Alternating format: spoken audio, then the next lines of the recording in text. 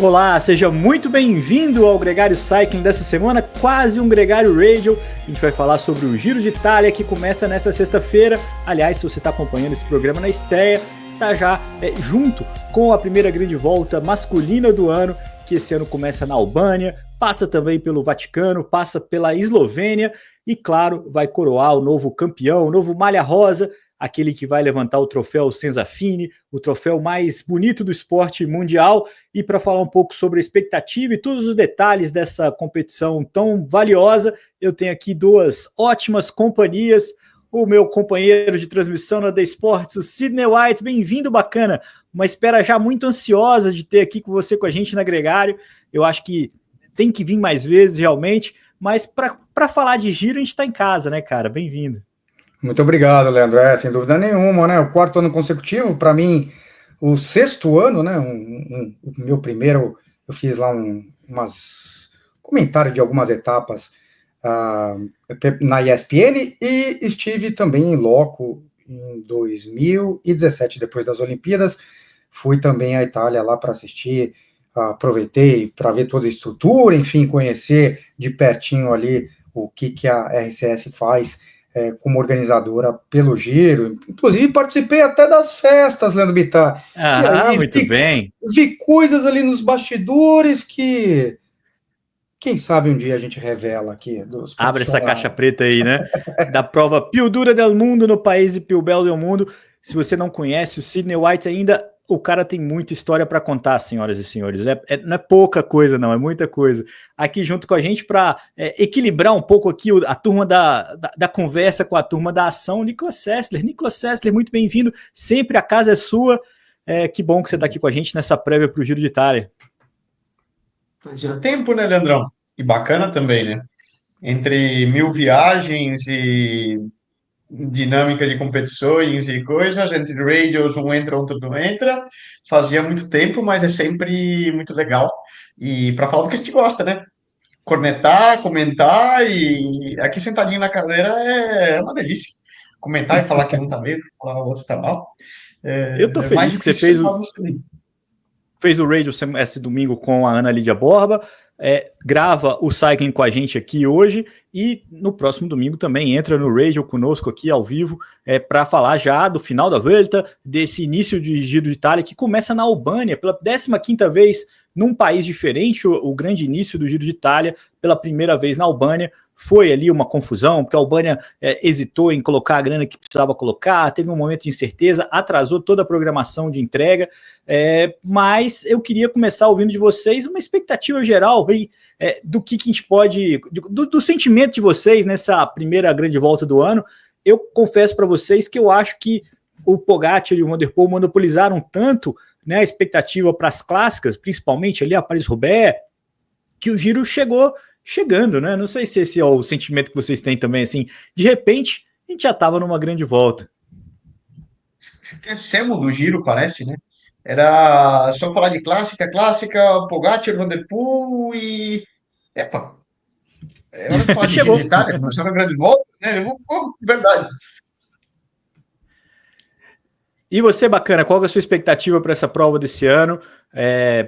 Claro que a narração te gera um comprometimento maior também, afinal são 21 dias de etapas completas, né? Então, são longas manhãs aí no ar, nós dois, alguns convidados importantes. O Ronaldo já esteve com a gente, o Nicolas já esteve com a gente, teve também a Ana Lídia, teve mais o Vinícius Cossani, teve, né, salvou a gente, inclusive, e muito bem-vindo sempre.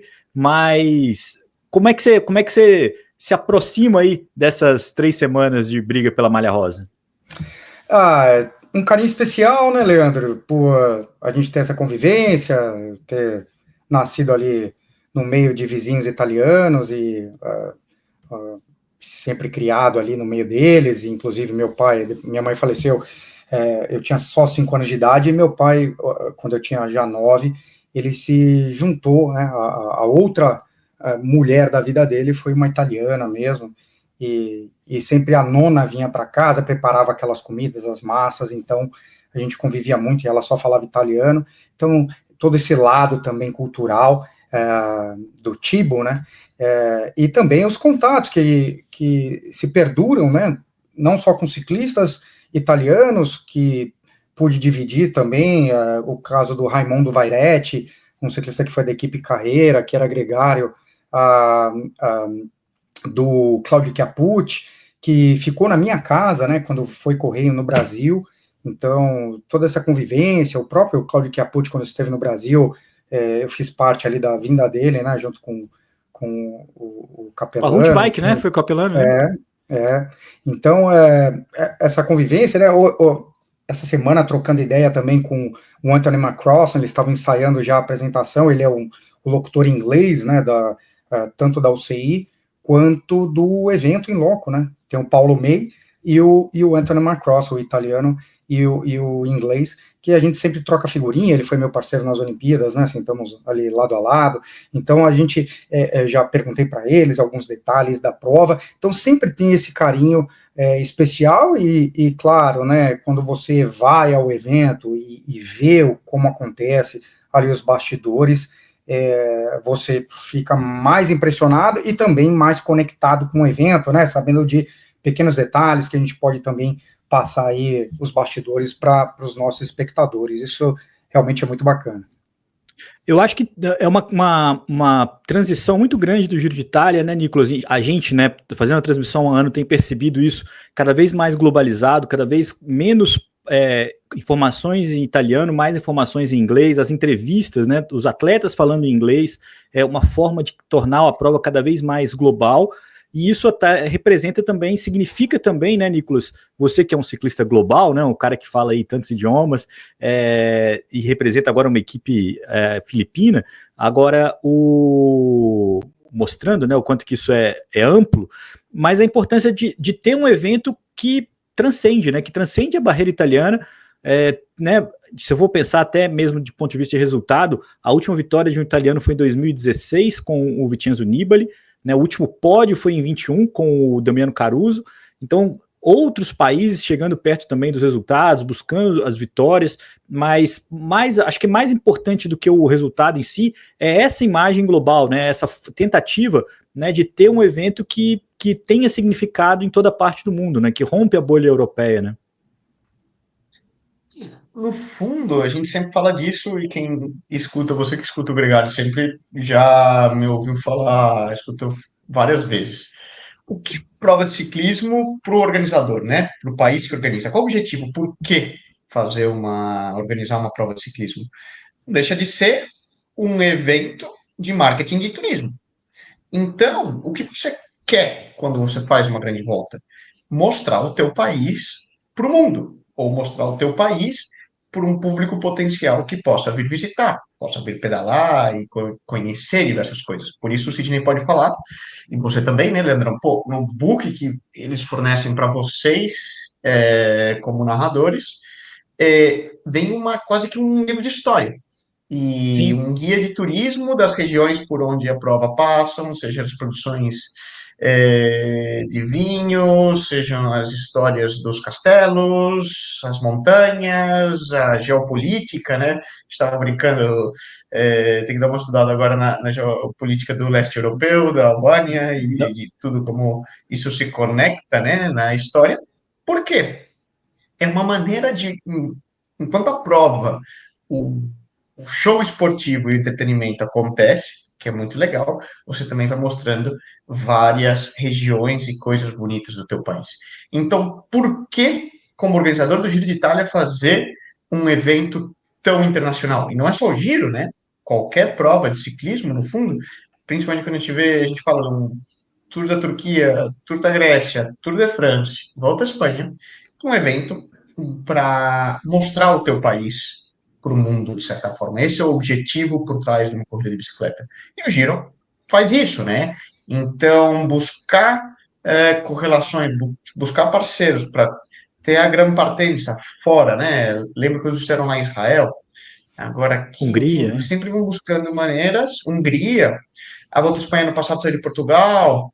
Enfim, são estratégias políticas e, vamos dizer, colaborações comerciais, onde eles buscam também trazer maior visibilidade para a prova e buscar um público mais amplo. Isso é muito claro. Eu acho que também tem uma questão da autoestima, né? De poder falar do seu país, né? Se você tá não só querendo que as pessoas venham, mas que as pessoas vejam como é que é bonito, como é que a Albânia é um país de 3 milhões de habitantes que está há anos aí tentando entrar na União Europeia, fazer parte, né? Para quem não conhece, a Albânia faz parte daquela muvuca ali da Sérvia e Montenegro, que teve várias guerras, Kosovo, Bósnia, aquilo tudo ali tem influência otomana, influência, um pequeno caos, vamos dizer assim, com todo respeito à história geopolítica, mas é só para dizer o quanto que é importante para a Albânia se expor dessa forma, mostrar a beleza ali do Mar Adriático, do Mar Jônico, mostrar ali a cultura um pouco do país ao longo dos 3 primeiros dias de competição, e é mais ou menos por isso também que o Giro vai visitar um pedacinho da Eslovênia e até mesmo o Vaticano. Na última etapa eles vão passar lá pelos jardins, vão passar em frente onde o Papa residia, lá dentro do Vaticano. A prova não acontece ali, é uma coisa meio simbólica e que ganhou reforço com a morte do Papa Francisco, né? Eu acho que isso deu ainda mais carisma para essa experiência. Do ponto de vista da globalização e do turismo, né, Nicolas, é a terceira vez consecutiva que vai ser em Roma. Então o Giro está tentando trazer um pouquinho do que o Tour faz com Paris, né? Então aquela coisa de mostrar os pontos históricos e tal, que Milão não conseguia tanto, vamos dizer assim, que é uma cidade muito mais cosmopolita. Em Roma os caras mostram o Coliseu, mostra ali vão sair da praia esse ano e tal, e valorizando cada item ao longo de uma disputa ciclística, né? Se você você agrada todo mundo, enquanto você está ali acompanhando a prova, para quem é mais fissurado, quem é da família está olhando a paisagem, está lembrando, aquilo ali, já visitei ali, quando eu fui lá, ou gostaria de ir ali. Então, toda uma conexão ampla. Isso, né? É legal e bonito, né? Eu posso falar também de primeira mão, como ciclista, quando a gente tem a oportunidade de correr, são locais que arrepiam, né? Você passar na Champs-Élysées correndo de bicicleta, você passar em frente ao Coliseu correndo de bicicleta, ou no caso da Grécia, que eles sempre fazem a última etapa em Atenas, passando em frente, saindo da Acrópolis e passando em frente ao Estádio Olímpico, o primeiro estádio. É algo que você falou, a galera vinha aqui para tirar foto, tudo o que aconteceu, e nós estamos passando aqui de bike. Eu lembro o Rigoberto Urán, né, passando na frente ali do Louvre, fazendo coração, assim, no fundo do relógio. Então, e esse ano, aliás, todo ano é assim, né? Eles passam lá nos campos dos vinhedos, né? Tem toda uma cultura italiana, essa reunião, né, da comida com a bebida, os hábitos culturais. Esse ano eles vão passar em Arobello, como é que chama? Em Puglia, que tem aquela cultura, aqueles telhadinhos bem típicos. Pisa também, né? Pisa volta para o cenário. Vão chegar em Siena, a gente já fala um pouquinho do percurso, que são 3.443 quilômetros. Vamos colocar um pouquinho de informação junto com Siena. Nápoles tem sempre chegadas legais. Né? Posso trazer só um detalhe sobre o assunto anterior? É só para a gente finalizar isso, mas falar também de quanto a audiência global aumentou, né? 700 milhões de espectadores, isso é um aumento que vem progressivo a cada ano. E não só isso, mas tem outros números também dessas tendências de crescimento, de audiência, do engajamento online. Internet, foi recorde ano passado. A gente teve no Strava, por exemplo, o crescimento de mais de 100%, quase 130%, foram mais de 51 mil novos membros. E isso também traduz para os assinantes da Sky, né, que a gente sabe que existe um aumento de assinaturas da Sky+, que é a empresa que agora tem os direitos de transmissão já há 4 anos do Giro no Brasil, e houve um boom, né, um crescimento, tanto que eles aproveitam essa época para justamente engajar o ciclismo, né, e não à toa esse ano nós tivemos aí muitas provas disputadas, mais de 50, até o início do Giro de Itália, e ao final do Giro de Itália serão 74 dias de eventos ao vivo, né, na tela do The Sports. Então, esse crescimento constante é muito interessante, tanto do engajamento quanto da audiência do evento. Isso tudo tendo em vista o quanto vocês falaram aí dessa conexão, né? Globalização.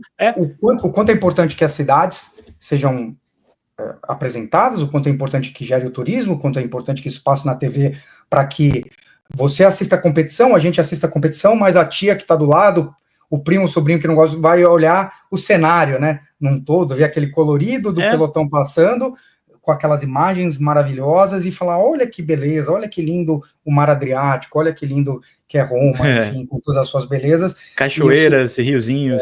Exato. Então, isso aumenta muito. E na América Latina, isso também aumentou, né? Tanto os canais de streaming ganharam mais força, todas as plataformas que foram criadas, e na Itália teve um aumento também, imagina, na própria Itália, teve um aumento de mais de 50% da audiência de um ano para o outro aí. Para a gente ter uma conexão, as Olimpíadas de Paris, né, teve 5 bilhões de pessoas, 412 bilhões de engajamento.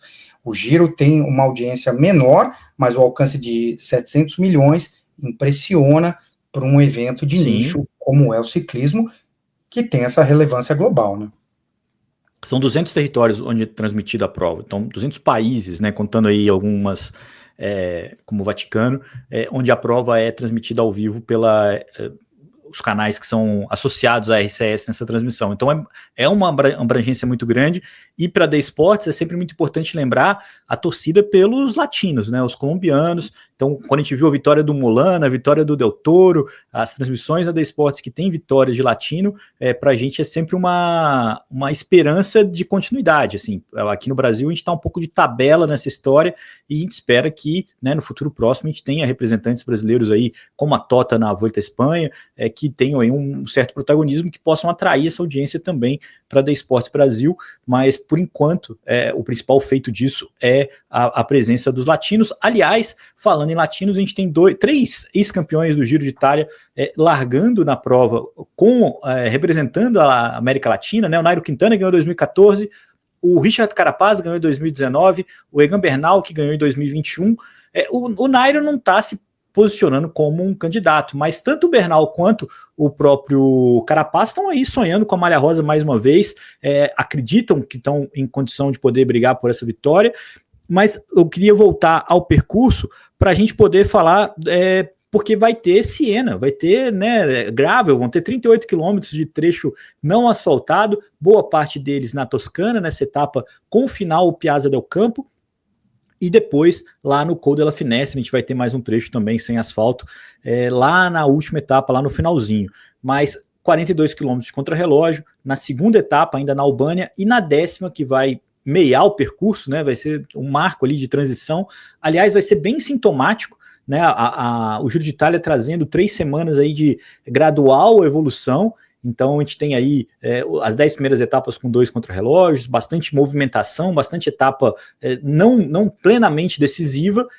Depois da 15ª etapa, a gente praticamente não tem só um dia com menos de 3.800 metros de altimetria acumulada para culminar, né, na 20ª. Eu acho que aqui é consenso que é a etapa rainha, com o combo ali, Col della Finestra e Sestriere, né, que é a Timacope, que é a subida mais alta. Aliás, Timacope é uma coisa importante porque marca o esforço do Giro em criar conexões entre o passado e o presente. Fausto Coppi foi um dos grandes ciclistas da história, né, do mundo, não só da Itália, e dá nome à subida mais alta. Tem também a etapa Bartali, que vai ser a etapa da Toscana, a etapa de Siena.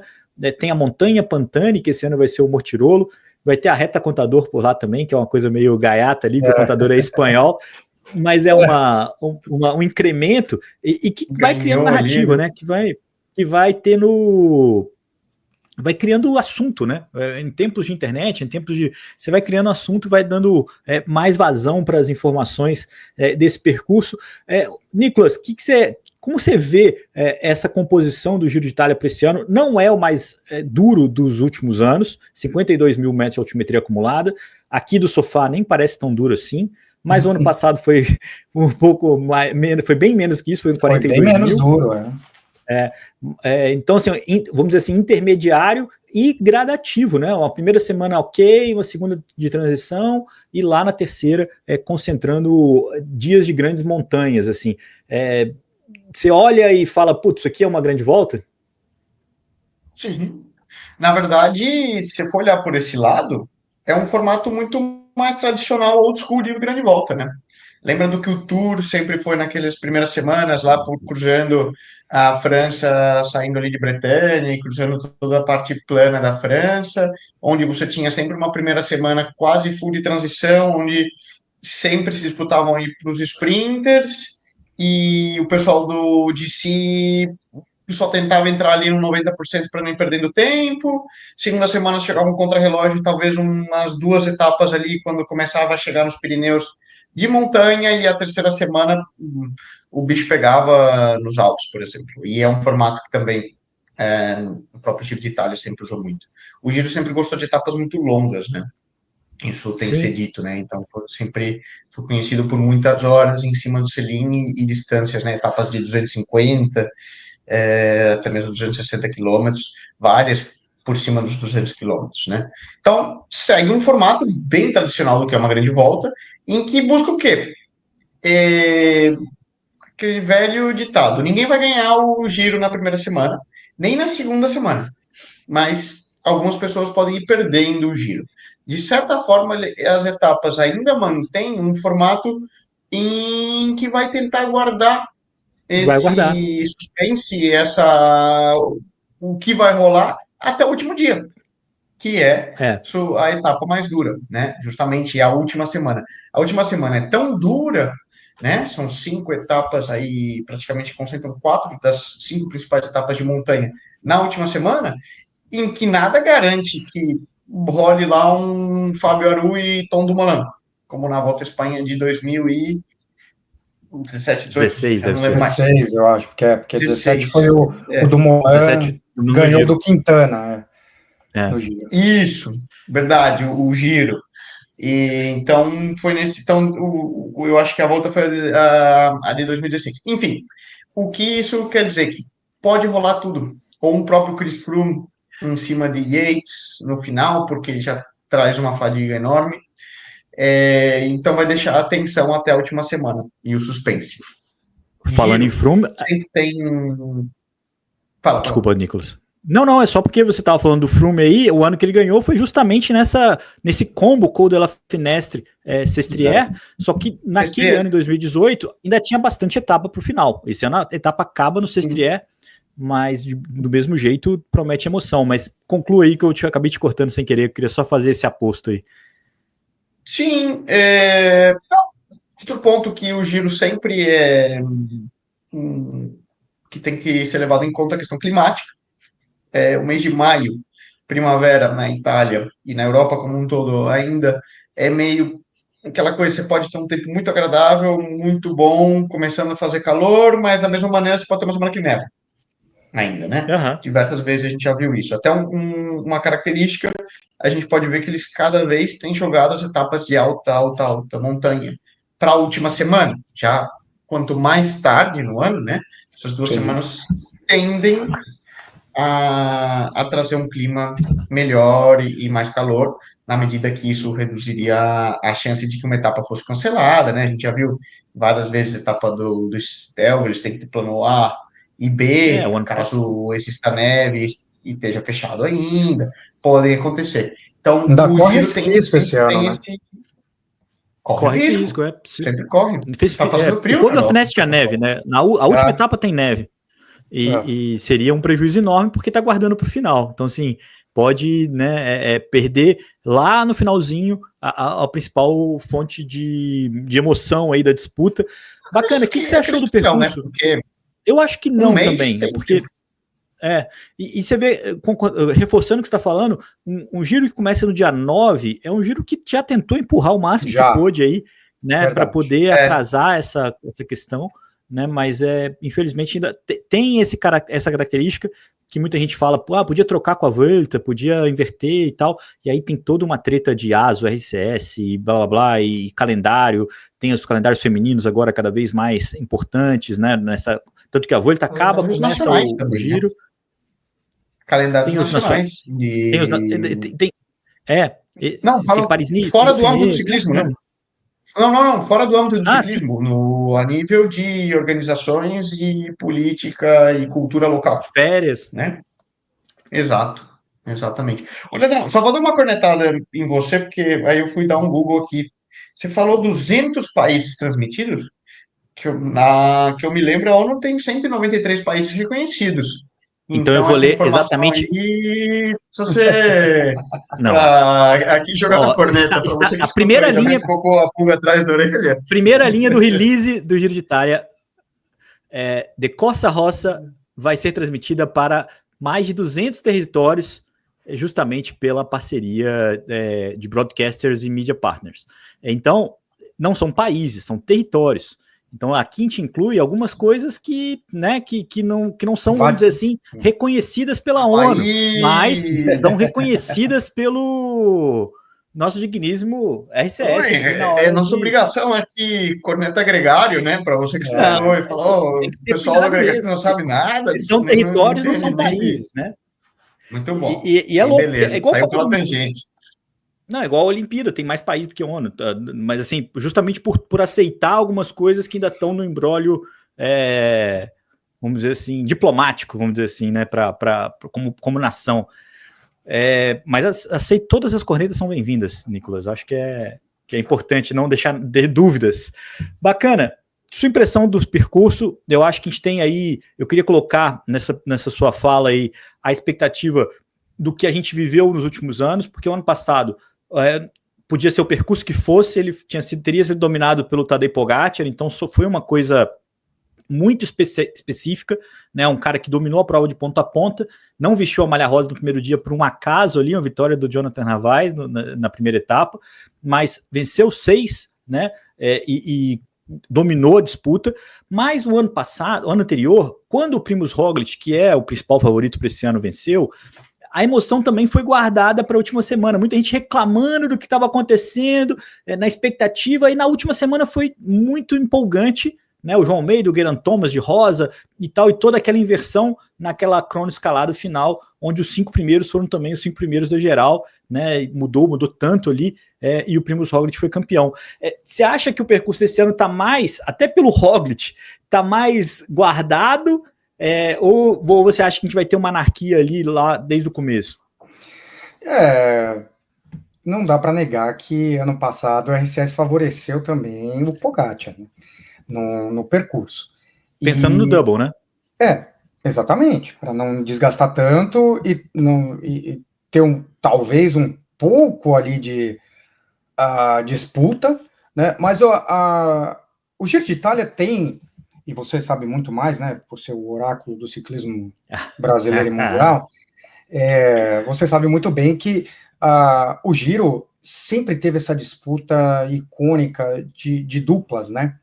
Mesmo quando o início ali do Fausto Coppi, iniciando aos 20 anos, né, se eu não me engano, ainda o mais jovem a ter vencido o Giro, contra o Binda, que era o capitão, e acabou o Gregário tomando, né, conta do assunto, assim como aconteceram outros grandes aí duelos, e até o ano anterior, 2022, o Jai Hindley, que tomou a camisa rosa do Carapaz. Chegaram empatados, né? Não, com o Carapaz sim. Eu tô falando do ano que o Theo Guggenhardt ganhou, chegou na crono final empatado. Foi 2020, mas sim, no hotel. Essas grandes rivalidades, elas fomentam a emoção, né? Sem dúvida. Então, e esse ano muito mais aberto, sem ter um grande ícone, né? A gente deixa mais aberta a competição. Como a gente até já conversou sobre isso, explicou nas últimas transmissões, né, do The Sports, são todos contra o Roglič esse ano, na minha opinião, né? Mas as equipes vêm muito bem reforçadas, inclusive a Red Bull Bora, né? Se a gente pegar e começar a entrar nesse nível de falar aí dos contenders, né? Você pega... Bora lá. Vamos lá, na malha rosa, você tem uma Red Bull Bora com 3 grandes vencedores aí, né? O Hindley, o Martinez, que foi o melhor gregário, o gregário de luxo. O segundo ano passado. Então, segundo ano passado, e foi o melhor gregário do Bernal, né?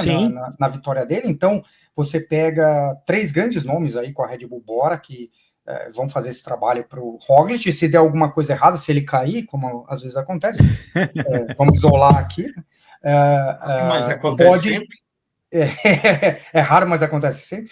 Pode não, entrar... que ele vai cair, ele vai. Alguma treta ele arruma. A dúvida é quanto que isso vai ser definitivo na disputa. Tipo, um susto ele dá. Nem que seja numa queda. Tem que dar uma corrente que cai. Ele teve uma volta da Catalunha brilhante, vem muito bem, e eu acho que tem a maior carcaça de todos aí para aguentar, principalmente porque o contender direto, né, o adversário direto dele é o Juan Ayuso, que é muito mais jovem, foi dominante no terreno adriático, é um excelente escalador, é um bom contrarrelogista, né? Se ele não está em primeiro, está em segundo ali nos contrarrelógios. Se garante, se garante, e tem o apoio do Yates, do Jay Vine e do Maika, né? Que é outro gregário de luxo, já está no fim de carreira, mas o Maika sempre, acho que foi nos últimos anos o melhor gregário aí das grandes voltas, né? Esses nomes, acho que esses são os mais dominantes. E aí vem Mikel Landa, que pode chegar ali, o Derek D, que pode surpreender porque já andou muito bem no giro anterior, o Time Aresman com a Ineos ali, é um bom escalador, Ticone, que vem muito bem, né? Falou que dirigiu, inclusive, né, para poder chegar na clássica. Mas eu acho que né, chegou de madrugada, ainda foi segundo. E aí, bom pra disputa.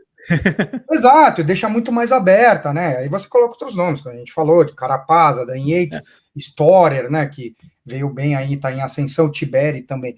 Mas eu acho que vai ter boas etapas com o Wout van Aert, que é um dos melhores preparados para... Mas aí calma, que essa aí é a outra pauta. Eu acho que o Wout van Aert merece um capítulo à parte aqui, porque eu acho que ele é a grande estrela da primeira semana, mas vamos guardar. Exato, eu acho que ele e o Mads Pedersen podem surpreender na primeira semana. Ele e o Mads Pedersen, eu acho que...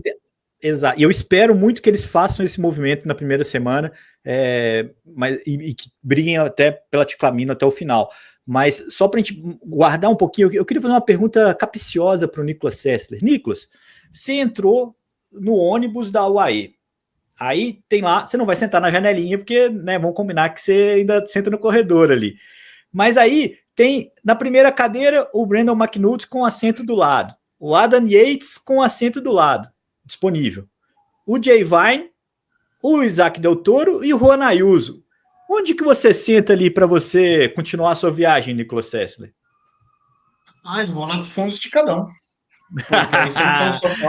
Tem 5 lugares vagos.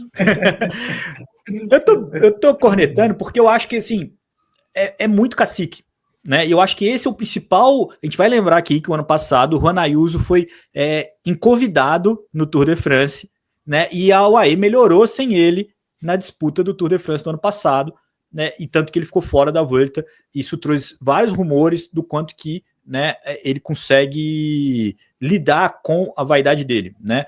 Que é um grande ciclista, ele né? Não tem dúvida, da terreno que a gente transmitiu na The Spots ficou muito claro, né? Mas esse ambiente é muito complicado. Eu tenho muita dúvida do quanto que o Isaac Del Toro vai querer se testar, do quanto que o Jay Vine está comprometido com o desempenho do Ayuso. O próprio Adam Yates, vendo a chance de ganhar uma grande volta que ele não tem na carreira, ele não vai poder trabalhar em causa própria. E esse é o maior perigo que eu acho que a UAE corre com essa formação que chegou para a prova, trazendo também o Arrieta, que é um espanhol que a gente já viu, né, Sidney, andando bem esse ano, e o Barontini, que é o gregário mais fiel do Ayuso. Eles vêm juntos desde a Copac, né, ganharam o Giro Baby juntos. Então, assim, é um forte time, mas eu acho que vai ser maneiro se der um problema, assim, vai ser um ponto curioso para ver como é que eles vão administrar toda essa vaidade ou essa estrutura aí no time, né? Que é um puta time. É um problema que a UAE tem em todas as provas onde Pogacar não larga, né? Porque ainda o Pogacar é a principal figura. É certo que a Ayuso tem um caráter muito complicado. Lembra que ele não quis trabalhar nem por um Pogacar, então. Exato. Então. Aí você sabe que essa carta vai jogar por conta própria, enquanto os outros ciclistas já são um pouco mais conscientizados e trabalham em equipe quando necessário. Não sei certo, mas certamente, como você falou, é preciso ver na verdade, eu acho que a estrada acaba colocando cada um no seu lugar nesse caso, né? E, como a gente falou, são 10 etapas até o primeiro contrarrelógio, né? Que é na etapa 10, em que muita coisa pode acontecer.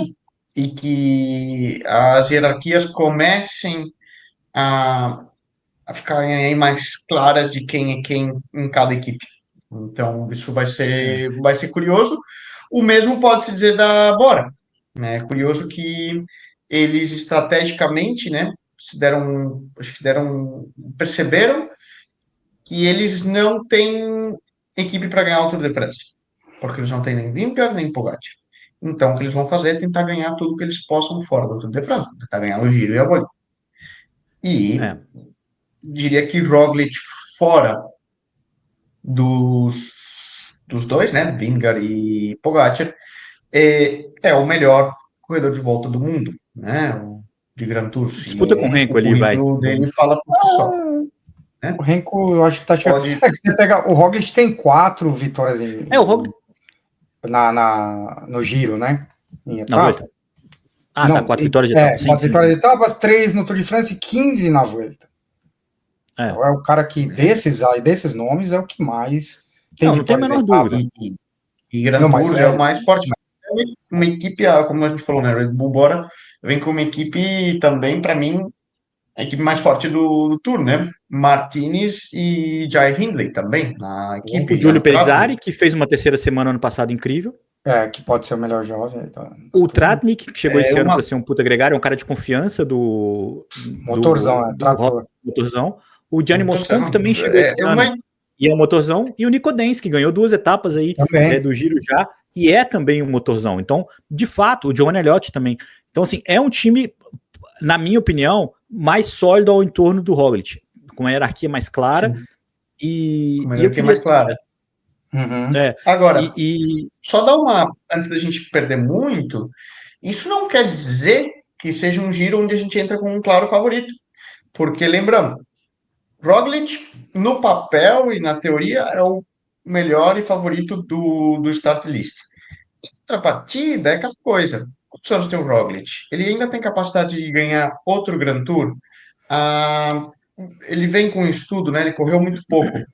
Por isso, você vê um start list, como um bacana estava comentando, onde tem muita gente que vai tentar. Ele é um start list com, pelo menos, dia de hoje, antes de começar, muito mais amplo de outros atletas que podem ganhar. Se você começar a dar uma olhada, por exemplo, eu tenho aqui a lista o start list. Alpecin e Arkea são 2 equipes que têm um perfil de que vão buscar etapas, né?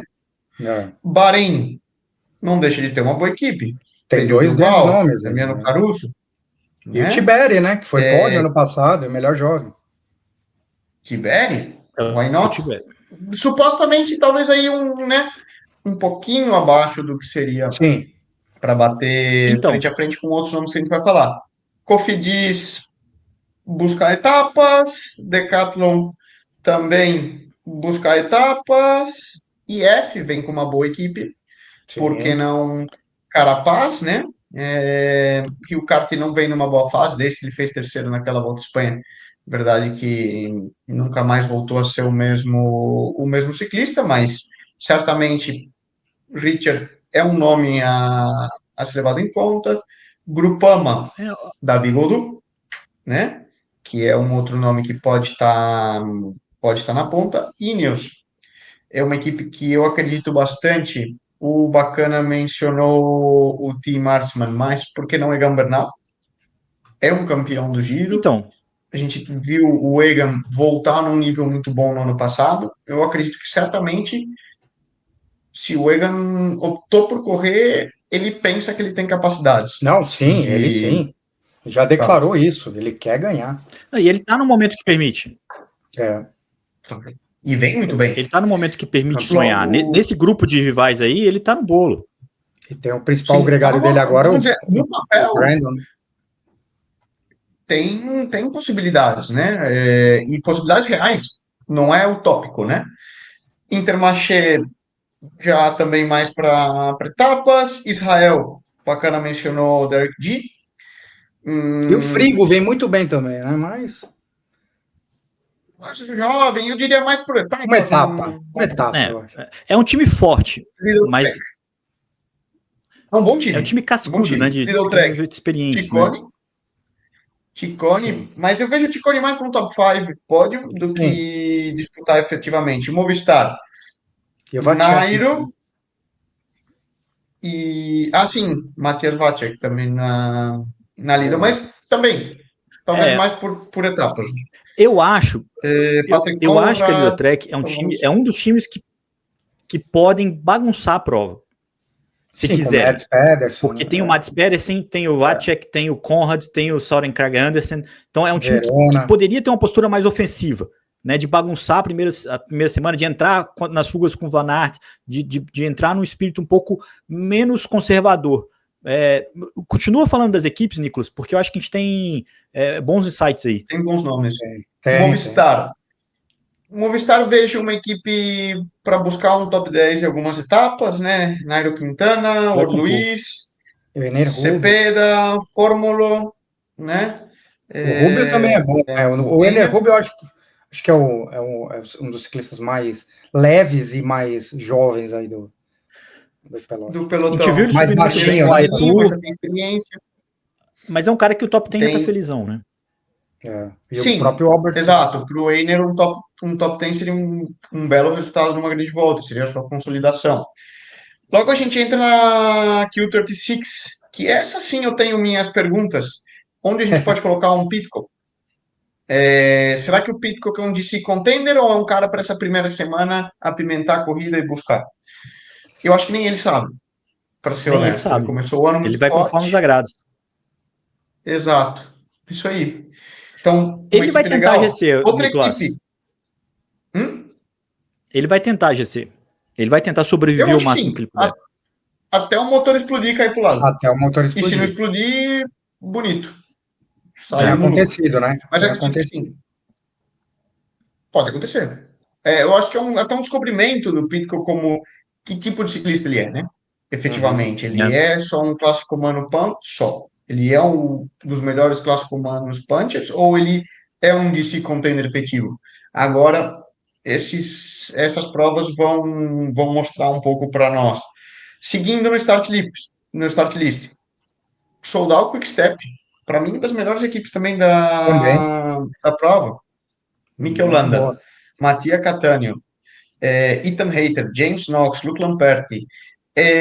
Landa, claramente, o líder, né? Lembrando que Landa foi top 5 no Giro de Itália e o best of the rest, se a gente for pensar tirando os 3 galácticos ali, né? Verdade. Mas aí é aquela coisa, que nível a gente vai ter o Primož Roglic? Mas ele é muito consistente, né? O Landa é muito consistente. Então, acho que esse é o ponto. Aquele Landa que pegava embaixo do drop e atacava, esse ficou na década passada. Ele é um cara quase que motor diesel agora. Né? Desde quando ele estava na Bahrein, que a gente transmitiu, né, que ele brigou pelo pódio ali em 2022, se eu não me engano, ele já não era o cara tão atacante. Então, ele vai sobreviver e a confiança nele é tanta que a equipe montou 2 bases. Tem ali a briga pela geral com ele e uma outra completamente diferente com Lampert, Paul Manier e o Ethan Hayter, que vai brigar por etapa. Então, não é um cara que precisa de uma equipe para levar ele nas montanhas, porque ele tem o James Knox e tal, mas não é ali a principal função, porque confia no Landa. Ele renovou mais um ano com a Soldal, é um cara que provavelmente vai estar entre os 5 primeiros, mas precisa de algo acontecer para poder brigar pela vitória. Eu não vejo ele brigando pela malha rosa a princípio. Né? Tem que acontecer alguma coisa, um tombo do Roglic, uma etapa vacilada e tal, e aí a gente vê ele de fato entrando nessa. Mas vamos lá, Nicolas, que eu tô gostando do... Pode brigar pelo pódio, sem dúvida. Sim, tá ali. Também coloco ele aí nesse lado. E é o Landa, né? Sempre acontece algo também. Também. Tem esse lado, né? Depois você tem Jay com a Lula. Eu acho que para brigar por etapas também. Participar, tem né? Plap, mas Plap, por exemplo, ele vinha de lesão, até né? na Grécia foi a primeira prova que ele voltou a competir e ganhou uma etapa, mas colocaria aí nesse ponto. Depois a gente entra na Picnic, na antiga DSM. Esse sim eu tenho curiosidade para ver o que vai acontecer, porque é uma equipe sob muita pressão de rebaixamento. Muita pressão. Agora que a Astana tá derrapando todo mundo, né? E é a última prova, suposta última prova do Romain Bardet. E uma boa atuação do Bardet aí para fechar sua carreira como ciclista profissional poderia salvar a equipe de muita coisa, uma vez que eles estão aí nessa pressão de briga por rebaixamento entre Cofidis, Picnic e Astana. O cara ganhou a primeira etapa no passado, fizeram 1-2, né? Ele e o Van Aert. E depois apareceu. Não, Van Aert, depois tá apareceu. bom. Falaram, né? Você lembra? Assim, não dá pra aposentar. Você lembra quando que o Van den Broek deixou o Bardet ganhar e o pessoal começou a falar assim, não, esse cara ia ganhar tudo, ia ganhar esse dia, ia ganhar 50 milhões de etapas, depois o cara não conseguiu. Aquela também era uma chance dele, tava num dia mágico ali de gregário, e eu acho que ele fez a decisão certa de trabalhar por Romain Bardet, mas concordo contigo, acho que é um time bastante forte nas montanhas, tem ali o Casper Van Uden para pontuar nas chegadas, não levou o Tobias Land, né, que é o velocista, vamos dizer assim, número 1, mas o Casper deve pontuar um pouquinho, e põe muitas fichas nesse Giro de Itália para tentar sair dessa lama que eles se enfiaram. E vamos ver. Continua aí que ainda tem Astana pela frente.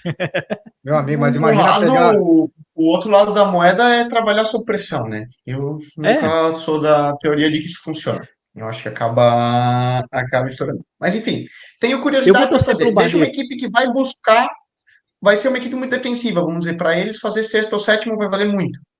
Vai. E vão trabalhar nessa linha. Logo você entra na Polt, que é equipe convidada por etapas.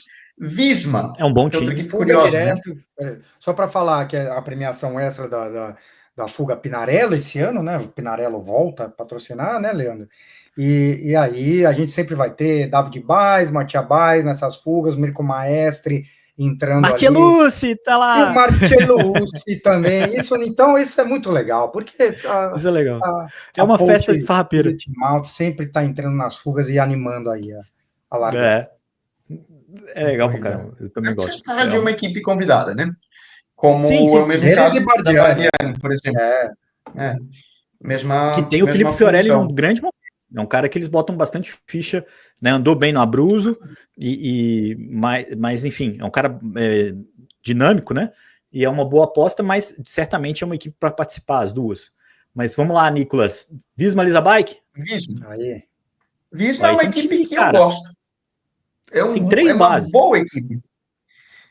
Bom, você tem a base de Wout van Aert, como você mencionou, para buscar talvez uma primeira semana, ganhar etapas, vestir a malha rosa. Vestir a malha rosa, cara, porque tem uma crono na segunda etapa.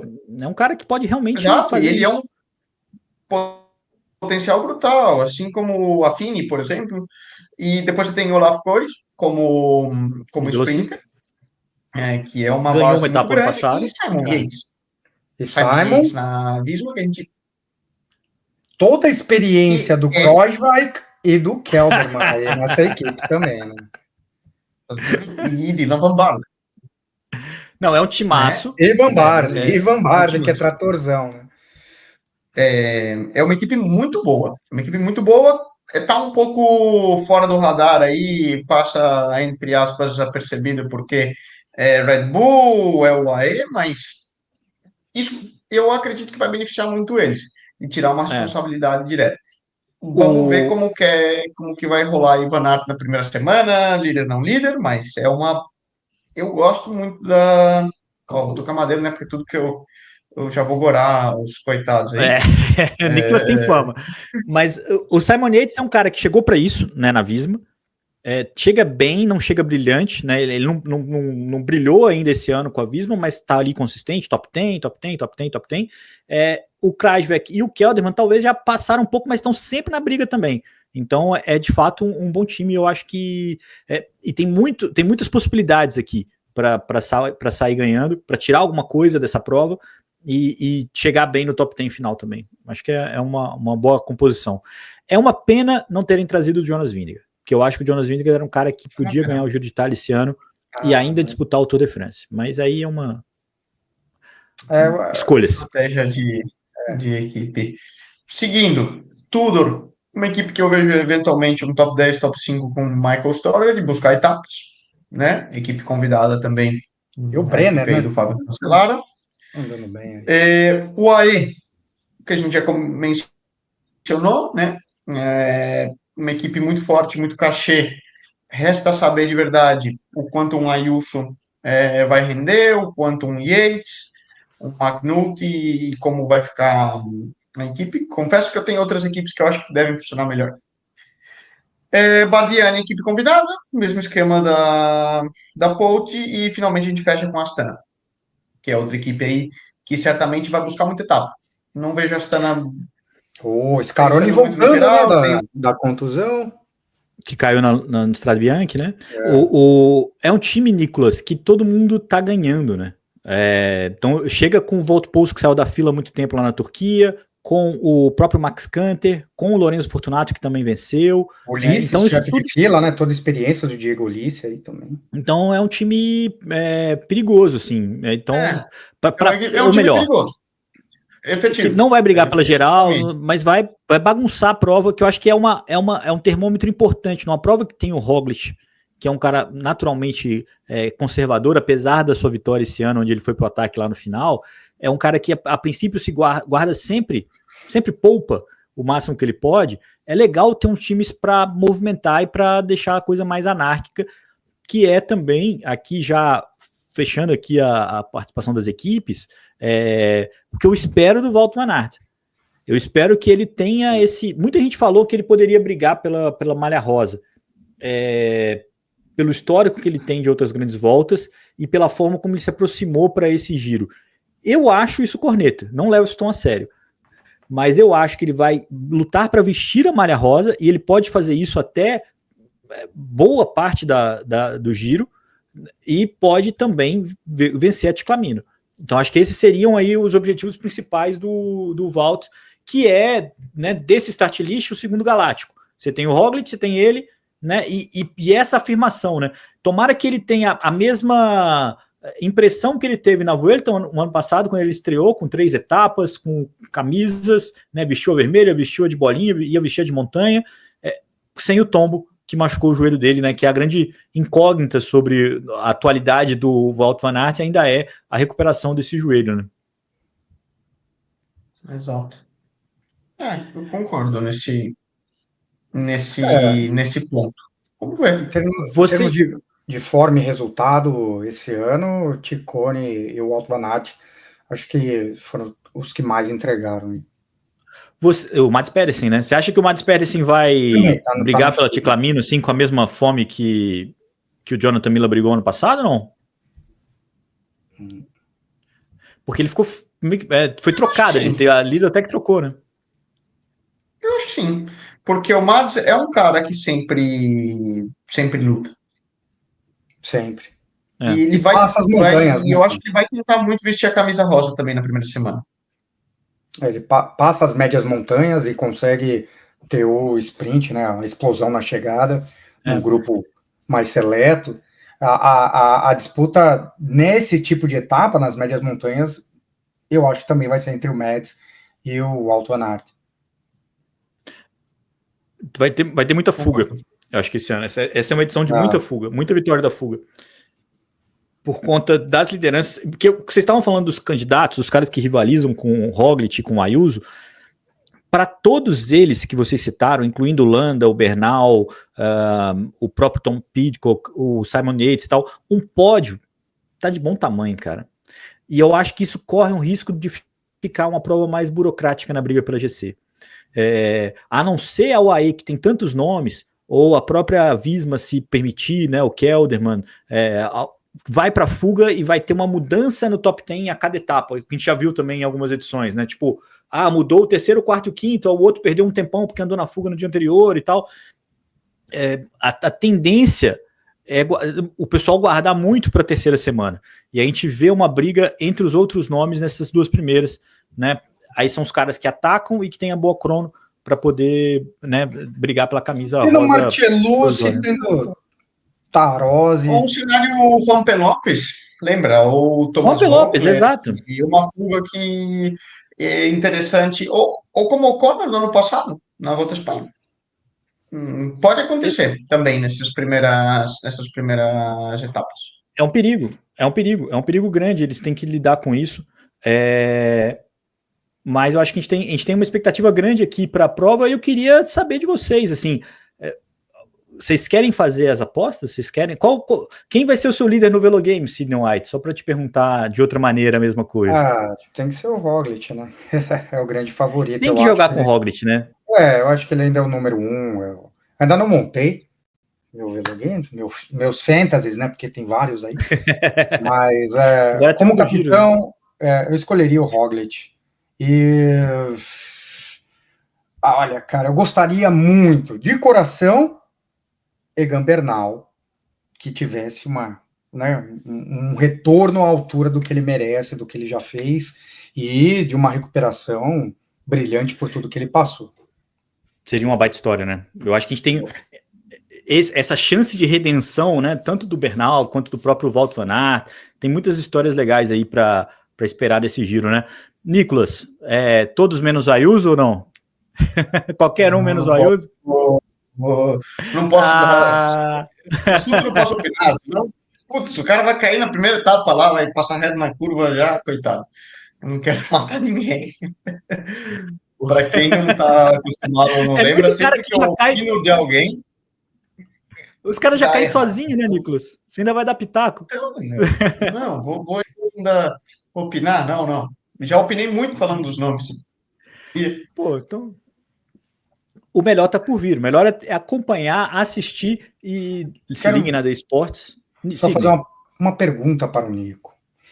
Bom, considerando aí as etapas de cascalho, né, que a gente vai ter, e, claro que tinha uma Copa, o Col de la Finestra, que vai ser aproximadamente 1 hora de subida, né, uma das mais brutais aí, assim como o Mortirolo, mas você que tem essa experiência na Europa, e que domina aí as diferentes habilidades, né, nas competições, desde da sua carreira do mountain bike, e que tem esse domínio no cascalho, qual é uma corrida assim que você enfrentou esse terreno de gravel que te marcou? E qual a melhor técnica ali que você pode utilizar numa etapa como essa, num giro de 3 semanas, né? Num Grand Tour?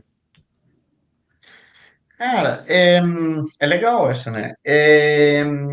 Essas provas que valem, por exemplo, o mesmo vale para um setor de quando você tem um setor de pavês no Tour, né? Que seriam os paralelos, ou quando passa aí pela região de Strade Bianche, o Sterrato, que eles chamam.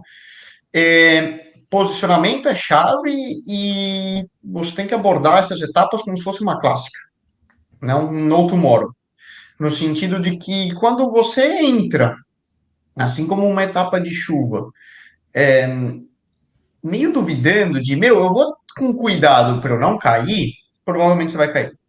E você vai acabar cortado e você vai tomar tempo. Por quê? Não é ser idiota, né? No sentido de se matar como se não existisse não existisse um amanhã, mas você tem que entrar de uma maneira agressiva, porque senão, no ciclismo profissional atual, alguém vai entrar com mais agressividade e mais vontade do que você, né? É a teoria do how bad do you want it?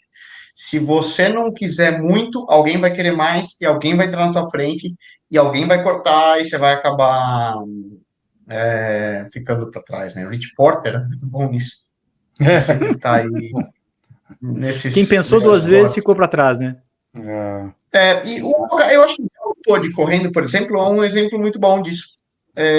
Porque é um cara que, seja etapa, você vê que ele está com vontade de correr de bicicleta e cortar o pelotão, tá na ponta e vamos para frente. Então, a abordagem para esses dias, do que eu aprendo é isso. Você tem que sair com ready to kill e pronto para se matar. Porque aquele que sai, vamos Tomar ver, cuidado hoje. Pum, você vai perder tempo. E você nota muito isso com os atletas ao longo da carreira, né? Quando ele começa, talvez, a ficar um pouco mais cuidadoso, tal. Tem os filhos, né? Aconteceu com o Caleb Ewan, né? Aposentou as sapatilhas ontem até. Essa semana, exato. Então, isso é uma coisa que eu vejo muito, que é a mesma coisa com o sprinter, a mesma coisa. Uma etapa de montanha pura e dura com uma chegada no alto, ainda o cara pode tirar de pernas e mais cuidadoso, são etapas mais fáceis, né? No aspecto agressividade e momento ali, né? Mas essas etapas, de novo, não é a etapa onde você vai ganhar o Giro de Itália, principalmente aí para os DC Contenders, mas pode ser uma etapa que elimine várias cartas do baralho. Perdeu 3 minutos ali, não recupera, né? Dificilmente. Já era. Eu acho que a primeira etapa vai ser muito nervosa, inclusive. Quem está acompanhando a gente agora já pode comprovar ou não, quem está ouvindo a gente, né?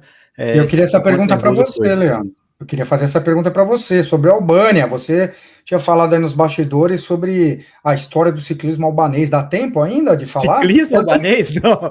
Do ciclismo albanês eu não conheço tanto assim. Mas tem um nome, cara. Um nome interessante. Vamos lá, fala aí. Pode falar? Lembra do Zupa? O Egard Zupa? Ele correu o Tour do Rio, cara. Eu fiz uma entrevista com ele até lá, porque ele é um albanês no Brasil, correndo pela equipe do Andriato na época. E aí o Zupa... Ele correu na Itália há muito tempo. Eugert Zupa era o nome dele. E como ele correu no Rio... Não foram muitos, não. Não. A época era a equipe Southwest.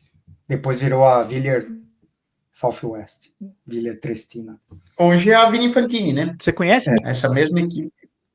Ele parou. Eu conheço o Zupa, mas aí. A equipe hoje é a Corratec, que é a Vini Fantini. Corratec. O Vini Fantini é o fiel ali do rolê, né? Eles já mudaram de nome algumas vezes e eles estão sempre juntos.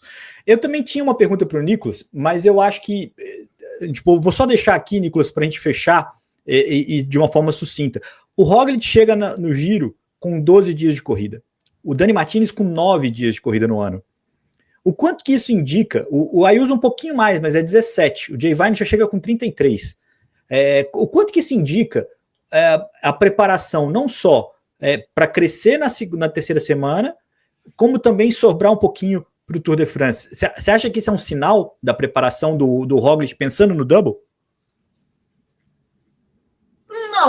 Não acho que é uma preparação pensando no double. Eu acho que é um aprendizado que eles tiveram de que Roglic não precisa competir muito para estar em alta performance, né? Então, ele caiu no Tour de France e ele é capaz de chegar muito bem para disputar a Volta à Espanha. E é algo que hoje eles tomam muito cuidado de levar a preparação no milimétrico, minimizar a fadiga, para poder espremer no momento certo ao máximo, né? E é uma tendência que a gente tem visto. O ciclismo old school era da teoria de que você começa lá em Maiorca a correr para treinar, acaba a corrida, põe um tubular nas costas, volta para o hotel de bike e vai somando quilômetros, o típico Jan Ullrich que entra aí meio gordinho na temporada e vai perdendo 10 quilos ao longo do ano. O ciclismo atual não existe mais isso. O ciclismo atual, você se prepara para competir treinando e você se apresenta em pico de performance. Porque hoje eles são capazes de controlar muito bem e preparar muito bem em casa treinando.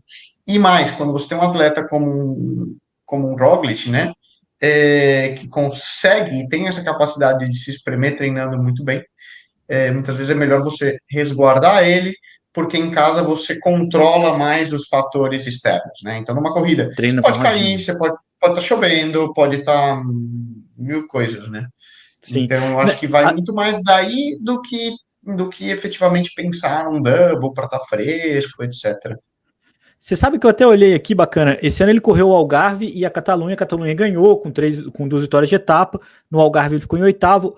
Em 2023, quando ele ganhou o Giro, ele fez Tirreno Adriático, que ele ganhou com transmissão nossa lá, ganhou 3 etapas também, e também ganhou a Catalunha, ali com um duelo já com o Renko, mas ele ganhou as 2 provas, chegou com mais ou menos o mesmo número de dias, 14 dias de prova em 23, né, e depois, só que ele não fez o Tour, ele foi direto para o Vuelta. Mas enfim, é uma curiosidade que eu tinha aqui sobre a forma como os dias acumulados, se mais dias corridos faria melhor ou menos dias. Eu acho que é mais importante estar motivado, né, Nicolas? Eu acho que sua explicação foi foi bem boa aí de feeling. Bacana, 8 da manhã, transmissão na sexta-feira, é isso? Estamos no ar para a primeira etapa e só paramos no dia... Qual que é junho já que acaba, né? Dia 1º. Eita, nós. Dia 1º de junho.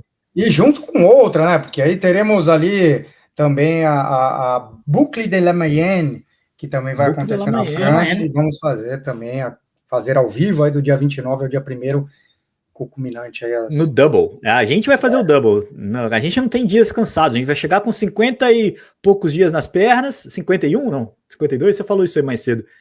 Nós vamos agora ao 54º dia de transmissão ao vivo. Rapaz.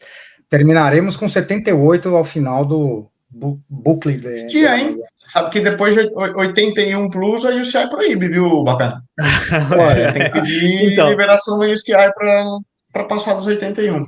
Vamos chegar lá. Vamos ver aqui. Passar dos 100. A gente vai fazer uns revezamentos aí em algum momento para poder dar conta que a previsão são mais de 100. Aliás, considerem assistir o The Sports, o canal Sky Plus.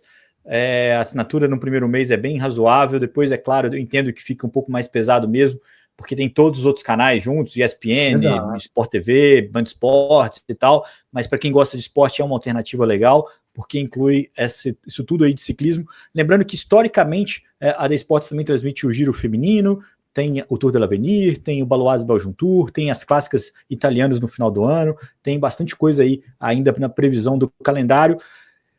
E a gente tá junto, Bacana. Muito obrigado pela participação. Volte sempre, volte mais vezes aqui na Gregário. Guarde sua voz, então, porque a partir de agora... Cara. Era para eu ter feito, até pedir desculpa aí pro Sugar, era para eu fazer o ciclismo virtual, que teve a etapa de Salvador.